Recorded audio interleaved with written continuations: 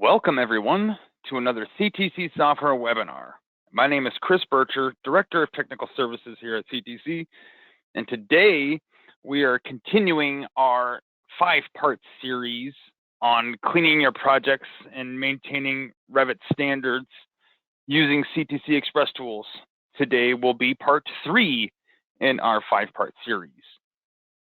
Before we get going though, I got 2 things I want to mention. First, please ask questions if you have any during the presentation today using the questions panel that you get. I will do my best to answer those in line as they come up. And if I miss it, or I'll make sure to answer them at the end. We'll take some time at the end to answer all the questions. And secondly, this is being recorded and will be made available on our YouTube channel shortly after the recording has ended. My guess is it'll be up sometime later this week. So yeah. So with that, let's get going. Let's keep going with this series here. So introduction / recap. So if you've been partaking in this, you'll hear it again. Maintaining your model, your Revit models, and is very much a time-consuming effort. Can potentially be disruptive during the normal day-to-day workflow in a project, especially if it's been neglected or hasn't been run yet on a particular project. And it can, and there really isn't anything natively built into Revit that helps with that, or helps with the tracking of issues and, speeding up the process of dealing with some of these things that arise during the course of a project. Revit doesn't offer anything like that. Obviously, you can do everything that you need to. It just takes more time if you don't have anything to assist you. So we've been going over in this, the first 2 parts of this, a number of different tools in our product line that assist with that. Today, part 3 of this series we're gonna look at a handful of tools that will help with managing used content in the project and replacing it with stuff, swapping content back and forth as needed. For example, when duplicates arise or when the wrong pieces are being used. And then how to edit some, schedule data and tracking down incorrect parameter values or parameters and such. So, as just to kind of quick recap on the issues, just so we're kind of all on the same page. Standards are difficult to administer natively and can be disruptive to the workflow, to the process. Usually they're pretty easy to set up, but again, there's nothing really in place to help maintain them across the project and across all of your projects, especially once they've started. There's nothing for enforcement, and the tracking is there's nothing there for tracking. So, and we're kind of going through all of that. So today we're covering 4 tools. In the first 2 weeks, on the first 2 webinars, we covered Model Compare, Project Snapshot Exporter, and Project Activity Logger, both for Hive and for BIM Data Suite. We also looked at how to review, and this is all data capture stuff. And then in the next session, we went over Dimension Checker and Project Cleaner and Import Link Manager. Today, we are covering Schedule Parameter Resolver, Type Swapper, Revision Manager, and Revision Cloud Remover are the 4 tools that we're covering today. And hopefully, you will learn a few things about those tools and kind of how we can use a number of them for content replacement or swapping, and how to get rid of unwanted styles like text styles, dim styles, line styles, that kind of stuff. How to fix schedules that are using the wrong parameters without blowing apart all your groupings and formatting and all that good stuff. And a couple of tools to help out with tracking down some revisions and revision management. So I want to take a minute though, just to recap real quick. Again, we used Model Compare, Snapshot Exporter, and PAL for data capture. Those tools will give us, will record data and allow us to review it in a number of different ways. Model Compare has its own review tool. It's almost like comparing two spreadsheets next to each other with some color coding. Snapshot Exporter and PAL both kick back to a database, whether it's a SQL database or our cloud database. And then you can review the information either on our dashboard or through Power BI or through some other data visual tool that you like Domo or Google Analytics or whatever it's turning into. I heard it's changing. And Tableau, or, there's a number of different things that you can choose from. We also used Project Cleaner to help us purge out a number of things that the purge command doesn't normally do, like unused views and sheets, or batch deleting of view templates and view filters instead of manually hitting them one at a time. Dimension Checker we used to help track down some dimension strings that had overrides placed on them that wasn't replaced with text or text added to it. They were full-on dimension values that were wrong. So people found ways to hack into that a little bit. I guess that's not really a hack, but at any rate, we used Dimension Checker to clean up some of that stuff, and we found that in our Power BI files. After taking a snapshot, we were able to track down some rogue or some poor dimension overrides in our charts. And then we used Import Link Manager to assist with reloading of links, making sure things were pinned, placed on the right work set. We actually caught one of our Revit links was copied. We caught that, we got rid of it, and we converted a CAD import to a CAD link instead, so that way it doesn't get exploded on accident. So that's kind of where we're at right now. And today we're gonna hit our schedules up, clean up a few things there, and and manage some of the content that's in our models.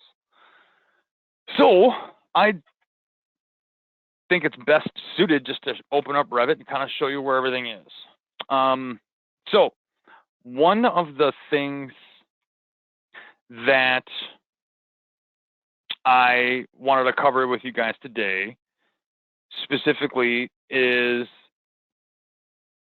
dealing with content in a model that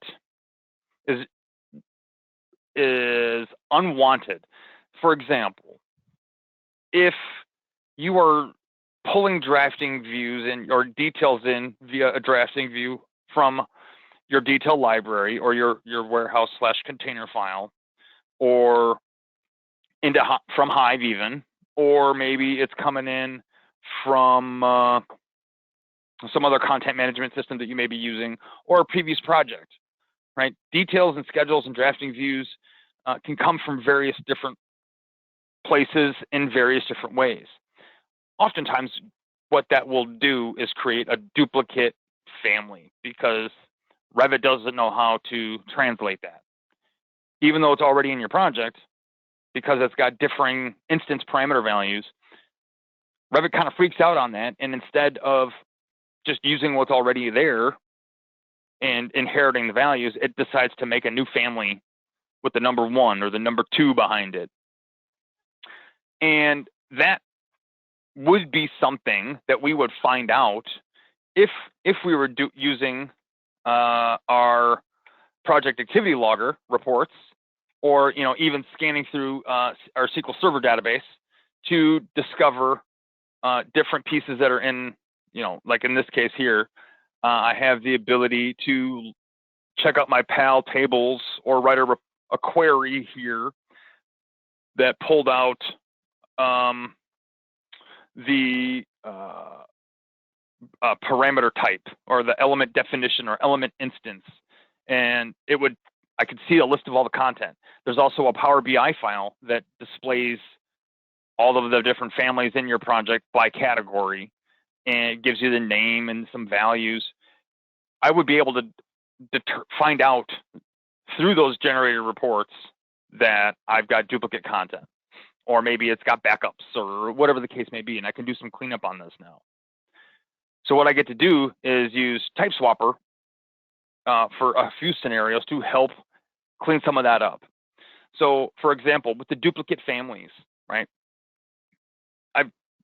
Whether it's a drafting view or loading in a model group or flat out copying and pasting content from one file to the next, right? There's a number of different ways this could happen.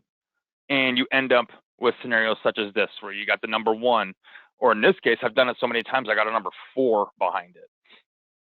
And now what I get to do, or what TypeSwapper will help me do, is swap that with the primary family that's used, basically the one without the number behind it. And so I would say 99% of the time, TypeSwapper is grabbing the right instance of the family, and it's grabbing the appropriate piece. Every now and again, you may need to change that, but very likely you will not need to change that.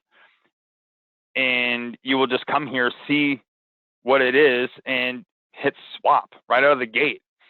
You can also delete the duplicates after the fact so that they're not left behind in your project to be used inadvertently later on down the line. So you can just hit swap, you'll get a message saying you were successful, we're good to go. So it takes very little time to do this, and it'll just do the whole thing. Nothing to worry about here. If you've got a huge list of them, we do have a categorical filter here so that you can start to pare things down a little bit, make it a little easier to find some stuff. A couple other things we can use this for are, say, with our dimension styles or text styles, right? Oftentimes we end up with outdated styles when loading things in from other projects, like our drafting views from other projects, or even schedules now, because it brings in your schedule text. If that's the case, and the standards have changed since this last project was run, and now people are pulling details out of that old project, we're going to get old text and old dimensions. So you have the ability here now to specify what it needs to be. So let's say dimension, we'll just call it dimension 33 is to be my standard now, okay? I have the ability here to say, okay, well, linear 3/32 and linear and aerial arrow here down here, I want both of these to become dimension 33. So I can grab both of these and change them just like this. And when I hit swap, it's going to scan through the project. It's going to grab all, I believe, 23 of those. Yeah, I can do math, 23. And now they are all part of dimension style 33. If I go back into the file and grab some dimension strings, they will be type 33. Done. And if there's any sort of instance-based override on your stuff, like if there is, if you were to add text to your dimension string at the top, bottom, front, back, or replace with text, that information is retained. Same thing on the duplicate family side of things. If you had a title block and for whatever reason your title block was duplicated like that, and you had some instance-based property definitions in there, or better example, a generic annotation like a keynote, right? Oftentimes that keynote number and text are instance properties. We don't want to lose that when you swap families, which is what happens if you're doing that in Revit, right? You'll lose that. It clears out when you switch it to a different family. Type Swapper will not do that. It will maintain those values. And effectively, it's going to copy paste them in there for you so that you don't have to worry about it. Therefore, saving you a bunch of time playing games, trying to figure out a Dynamo routine to do it, or even, Spreadsheet Link is another tool that would help you with doing that sort of swapping. You don't have to play that game. Just use Type Swapper. It's going to maintain those values for you. So with dimension styles and strings, you won't lose those overrides. Text types works the same as the dimensions. You see one that you need, and you just swap them as necessary. So if I want this I don't want 1/8 inch anymore. We want 3/32. That's a simple change on the 1. I still need the 1/4 and 1/2 every now and again. And I don't want this one either, although that's my project default at this point. So I should probably change that so that it's my other aerial one down here. Or, since I'll probably have difficulty trying to get rid of this one because it is the Revit default, I should probably rename this one to be my corporate standard and swap everything back over to that. But I'm not going to worry about that right now. So another feature that we have built in is dealing with line styles and patterns and fill patterns. These lists can get very long, and they can get out of hand real quick, especially if we're getting a lot of AutoCAD use in our projects. And whether that's because everything's imported or because something was exploded, or, I've nested in a bunch of families that were built using AutoCAD stuff. And those can just take up space. Like in this case, because some of, B base has 369 entities at the moment. That's a pretty good indicator that a CAD file was exploded in this drawing. So you can see we've got a lot of CAD layers with a lot of lines on them. So at this point, I can take these and swap them with the appropriate line style that I want to use, like detail 01 or 3 or 4, whether it's a center line or a hidden line or just a continuous line. That's up to, I need to know what layer it is and what it's supposed to be so I can put it in the right spot, right? My base is probably going to be a pretty light pen weight, so I'll do detail 1. The door should be maybe a 3, right? And I think that's an elevator. Let's do the same thing. So, but you get the idea. And then when you have things that are the standard, right? Your corporate standard. Or maybe you notice that something's happening a lot. Like, for example, you're seeing these layers in multiple projects. So someone's running around exploding AutoCAD files, or brought in a detail from one project to the next that was composed of an exploded CAD file, or bits and pieces of it. And you're seeing it all over the place. We can actually save out a settings file for some of these tabs that will effectively show you or allow you to mark the quote unquote approved styles so that it's easy to pick out from a list. And then if you've got anything that's close, right, it's easy to track it down then, so that you just look for the check boxes and then okay, this is the good one. We need to make sure that everything else matches this, or everything else gets swapped to this selection of them. And it just makes it easier to pinpoint where certain things are supposed to go, or what's good versus what's not good. Right. So the glazing, I'm just going to go ahead and swap this last one to my detail 1, and I'm going to hit swap. And it's going to take those. I think I've grabbed about 2,000 line styles this time from the project, and it's going to go ahead and do it. Yeah, I grabbed a few this time, probably more than 2,000 actually. But that's okay. I mean, now you see what happens if you explode AutoCAD.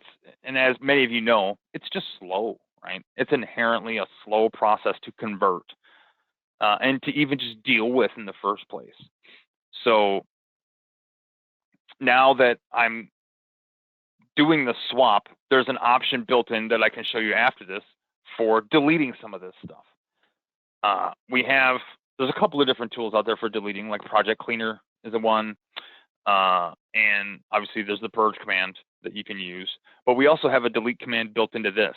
So after you've gone through the process of swapping, and now you've freed up some of these CAD layers and they're no longer being used anymore, I can use the delete function here to go ahead and delete those so that they aren't left behind, and I don't have to take an extra step to make sure that those are deleted from a project. So we can utilize the tool to kind of enhance it, and I could have doubled it up. I could have said swap then delete at the same time, like I could with the duplicate families. So, oh yeah, I did a few. It's taking its time, and I guess that's what I get. So, but at the same time, because I've done these, these layers, I'm also going to get extra CAD line patterns. So any layer that was in that CAD file will have a line pattern, and that's going to show up in my list now too, or in my project now too. And it's, they're easy to see, right? Import dash center or center to or hidden to, or there's lots of crazy different naming conventions that come with a line type file in AutoCAD, and we don't have to. And if you try to clean it up in Revit by itself, it's one at a time. You select one, you delete it, you hit OK. You select one, you delete it, you hit OK. And you just kind of go on down the list. And one at a time, pick this, delete, pick this, delete. It becomes really tedious and time consuming and makes you want to pull your hair out. And you don't have to do that anymore. Make sure they're not being used anywhere, and if they are, use Type Swapper to delete them. And it may just be that you use this to review it real quick and make sure that it's not being used. Okay, I grabbed too many.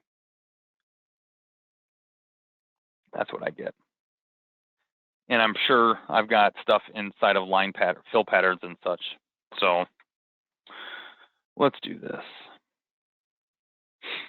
So while that's going, I am going to, and basically at the same point, so at this point, with Type Swapper, you get, you see what it's doing. It's swapping. So that's really all it is.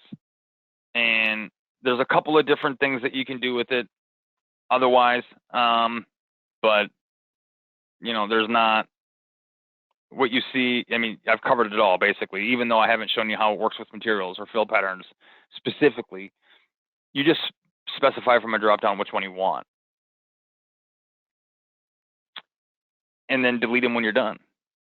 So now, because I don't like looking at that, we're going to start and take another step and look at another tool here real quick.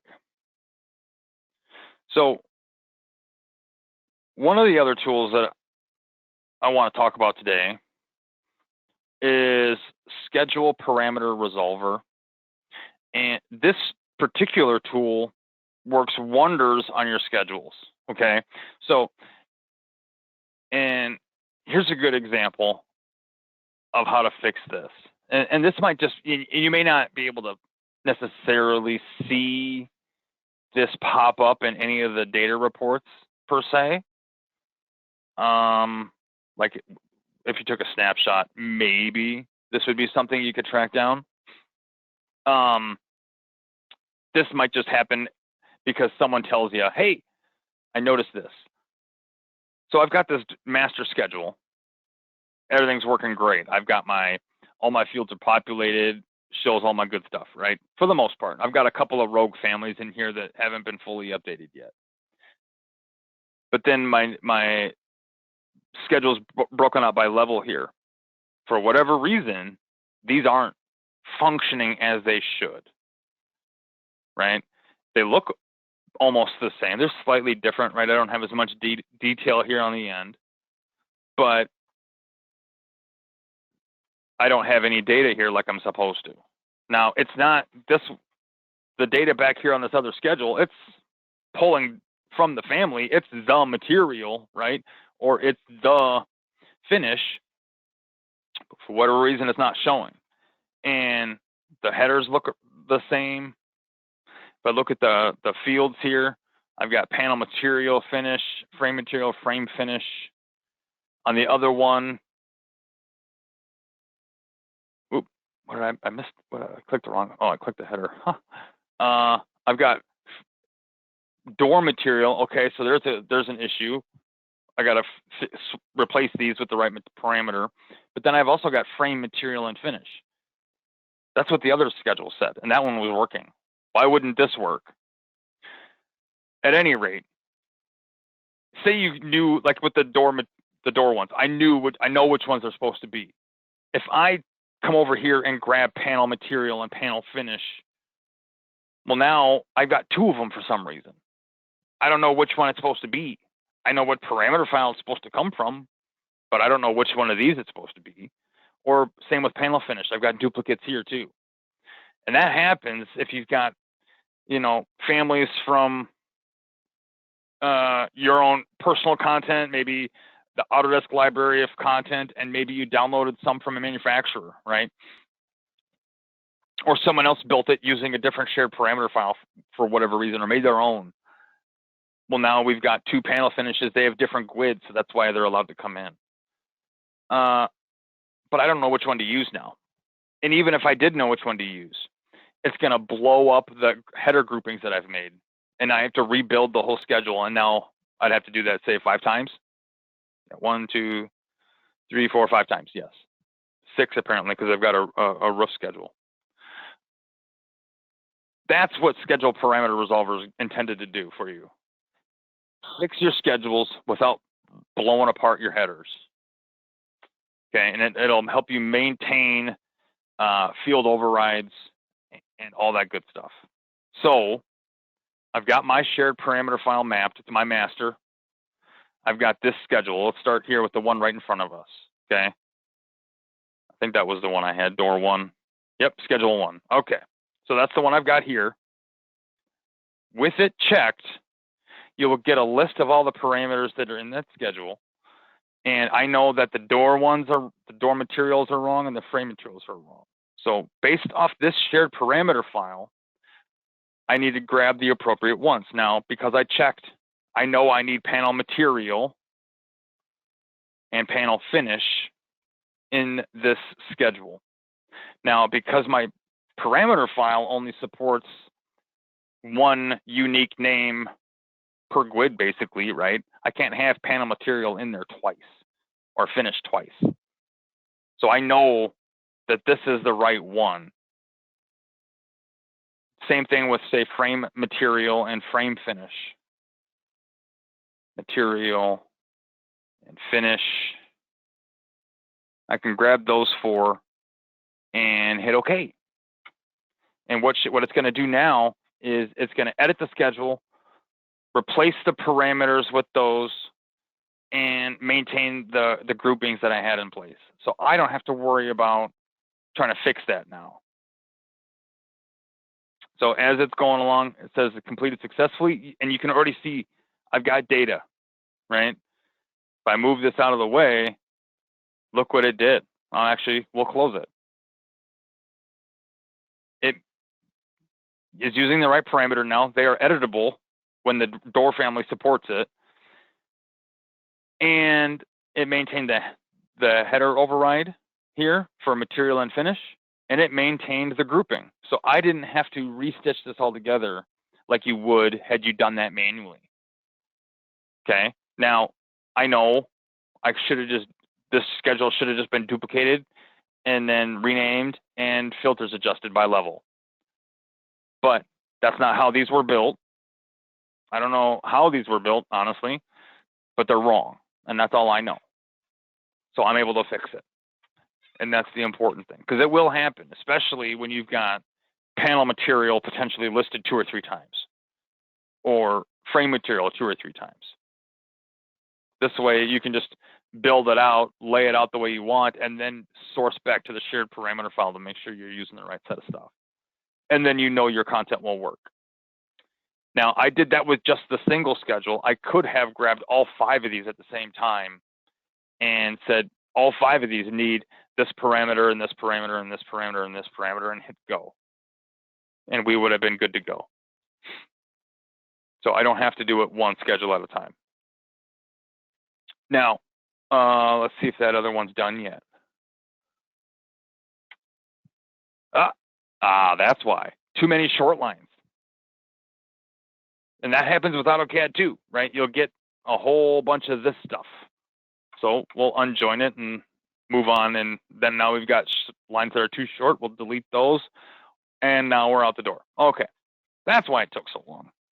Sloppy CAD drawings. Anyway, and now I can come back and grab those 3 or 4 that I used and delete them. Oh, I guess I didn't.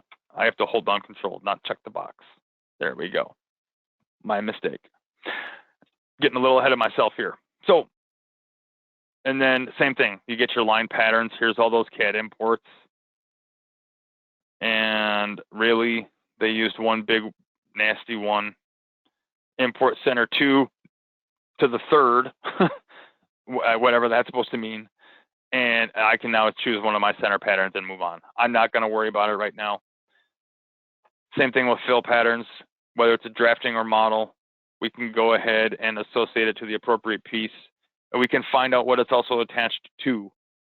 If it's in a filled region that's used in the project, or if it's attached to a material that's also used in the project. And now I've got a couple of stone and sand ones as well, and some that came with the CAD file. So you get the idea. And then obviously you get it with materials too. And now a whole bunch of other materials that came in from other content in other places. The last 2 tools that I want to show you kind of tie together a little bit. And they deal with revisions and revision clouds. Now, one of the things that will likely happen is that you'll notice the revision, either the clouds and revisions show up on sheets that they're not supposed to, right? That's one issue. And there's a couple of different ways that happens. The other problem is that you can't track them all down. You don't know where they all go. Or maybe there's some additional CA management that needs to happen, adding addition of notes potentially, making sure that certain revisions are actually on certain sheets, and different ways to go about doing that. So this is a 2-part piece here. There's some cleanup and there's some management and maintenance going on here. So there's a couple of tools tied to revisions. The revision manager tool is in the BIM project suite. The revision cloud remover is a free tool in the BIM. I'm sorry, I mixed that up. Revision manager is in BIM project suite. Revision cloud remover, free tool in BIM manager suite. I just realized I got my suites crossed up. I have been doing a lot of manager suite lately, so I apologize. So this is kind of a two-part piece here. So with revision manager specifically, this allows you to do a couple of things. The main piece to this is making sure, or getting a good report of where revisions are placed in the project. Are they in views? Or are they on sheets? And then which sequence or revision number have they been associated with? Okay, so small project. I don't have a lot going on here. I've only got 7 revisions in total, but I've got some that should be and some that shouldn't be. And a quick way to find out where revisions are drawn is to jump onto your revision clouds tab here, and it'll tell you where they're actually placed physically. So I've got some that are flat out in the views themselves, which I personally try to avoid doing that because it makes it difficult for that revision to show up on the sheet properly. And then, if you duplicate that view, it just becomes a little bit more messy. And then they can be hidden in the view, and things can get lost because someone doesn't want it to show up somewhere and they don't hide it the right way, and there's a whole big old rabbit hole we could go down on that. So I personally like to keep mine on the sheet if I can. And in this case, I need to track down some of these to either get them off the view and onto the sheet. This view here on the clouds tab tells me where things are. And now I can go open that view, go find that cloud, get rid of it, and make sure it's on my sheets. So in this case, I'm looking at 01-floor plan. So I'll hit OK, and then I can go track down that floor plan and open it up. Here it is. And I believe, yep, here it is, right here. Here's that cloud. So now I know that we are clouding kind of this sales space. I don't want it here. I want it on the sheet, so I'm going to delete it. Why can't I delete it? I don't know. There's a few different reasons why I can't delete it. A quick way to find out why, honestly, is to use the cloud remover tool. I can come here and grab, CD 50%. I know that's the one I want, and say keep my revisions on a sheet and hit remove. And it'll tell me below are the revisions that are not deleted. This could happen if the revision is marked as issued. So there you go. That's one way. That's one reason why. Obviously, if it's pinned, you can't delete it. Revit will tell you if it's pinned, but it just wouldn't let me delete it. Nothing would happen. So it was, at least this way, I get a message telling me why I can't delete it. So now I can come back, go back to my management tool, unissue it, and then I can go ahead and delete as I see fit. So if I come here, number 3, unissue, hit OK, delete that one. Now I can go back to the main floor plan where it's supposed to be and draw it back in place. Oh, that's right. Okay, so it's going to give me guff. So let's do this. There's my revisions box. I'm just going to do this. Dun, dun, dun, dun, dun. And that's the other thing I don't like about revisions is that you have to, you have to have a whole bunch of these available if you need to start drawing them, or at least the latest one has to be available, because that's where it always defaults to, even though that's not the one I care about. So there we go. Now it's on the sheet. It's revision 3. It's what I want. I can tag it again and continue moving on. So tracking down, it's a great way to help you track down where things are supposed to, or where revisions are supposed to be, and wrong tab again, and making sure that the revisions are on the sheet that they're supposed to be on. For example, I think number 5 was my permit set, or maybe it was 6. Now I forget. We're going to go check. Number 4 is my permit set. Okay. So that's the one that I need to have certain sheets associated with it. I can use this tool real quick to find out, to decide which sheets should be included in that set. And I can just start scrolling down through the list here and deciding, like, okay, my enlarged plans don't in this case, don't need to be a part of this.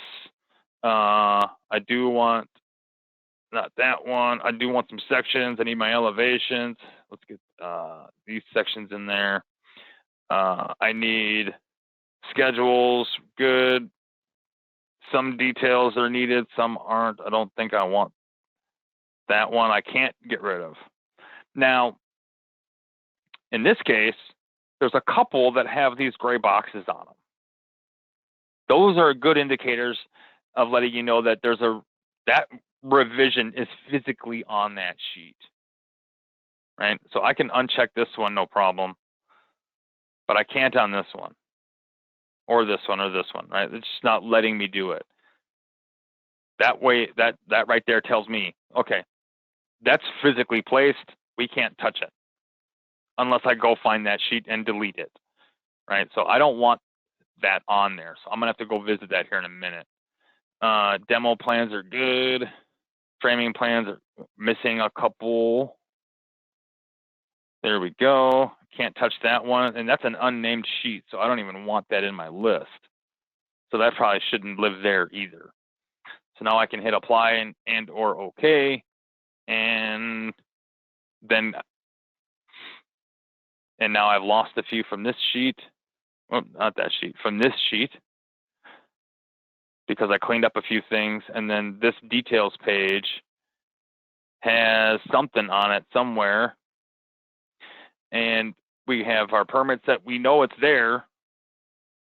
I can't uncheck it, even from Revit's revisions on sheet page. So that means there's a cloud here somewhere. So chances are you got to go to your revision tool and see why. Because the tags are turned off, that's why. Or the cloud and tags are turned off, so I can turn them back on. Did I grab the wrong one? I think I did. I sure did. Number 4, Chris. There we go. So that's Revision Manager. Great way to help assist with placing revision or managing where revisions are, which sheets should have revisions listed in the revision schedule, even though they don't physically have a cloud or a tag, and making sure, helping track down revisions that are showing up in the list that shouldn't be, right? Or which sheets are showing revisions that shouldn't be, and tracking down where clouds are placed, if it's in the view or in the sheet. I personally like them in the sheet, so that's where I would like mine to be. Now, and the Revision Cloud Remover helped me kind of get rid of some of that, or at least find out why I couldn't. There's another reason why the Cloud Remover tool is good, and it kind of goes hand in hand with Project Cleaner. So while Project Cleaner is good at helping me get rid of stuff that's not being used in a project, like views and sheets or view templates and view filters, it's also really good at cleaning up the files either to be used on the next project, like maybe you have a returning customer and they are adding on to a project that you guys did for them 10 years ago. We can now use Project Cleaner to get rid of a bunch of unused or unnecessary views, sheets, filters. And maybe there's a bunch of revisions in there that we no longer need. Well, I can use Revision Cloud Remover to get rid of all that stuff. And so you have to obviously unissue everything, but we can use the Revision Cloud Remover real quick to blow everything out of the water, if you'd like. And yet keeping some of these around, because you never know, you may want to repurpose some of these and not have to manually build out this list again, especially if you know you're going to issue at a lot of these different times or stages, and maybe you're going to have a few addendums in there, or a number of different things. You can leave them behind. Just unissue them, hit OK, let your list hang out there, and then use Revision Cloud Remover from the Manager Suite to get rid of everything. Select all, remove all, and now they're gone. And now I no longer have revisions.